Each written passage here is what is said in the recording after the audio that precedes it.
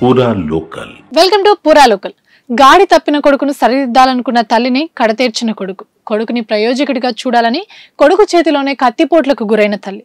ఆస్తి కోసం తల్లిని పొట్టన పెట్టుకున్న పుత్రరత్నం. కడుపున పుట్టిన బిడ్డ గాడి తప్పితే సరిదిద్దాలని ఆ తల్లి తప్పించింది. ప్రయోజకుడిగా మార్చి కుటుంబంతో కలిసి ఉంటే చూసి మురిసిపోవాలనుకుంది. కానీ కాలం కన్నెర చేసింది. అదే బిడ్డ తన పాలిట మృత్యువుగా మారుతాడని ఊహించలేకపోయింది ఆ తల్లి.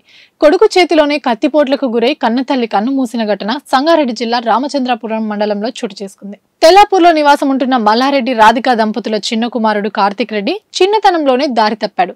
ఎవరితో కలవకుండా వేరే ఇంట్లో ఒంటరిగా ఉండేవాడు.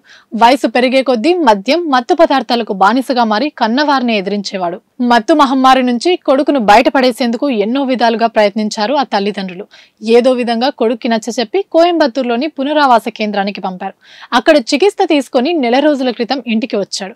కొడుకు మారాడనుకుని సంబరపడిన కన్నవారికి ఊహించని షాక్ ఇచ్చాడు కార్తిక్. కోట్ల విలువైన పొలం తన పేరిట రాయాలంటూ ఒత్తిడి పెంచాడు. తాను అడిగినంత డబ్బులు ఇవ్వాలంటూ డిమాండ్ చేయడం ప్రారంభించాడు.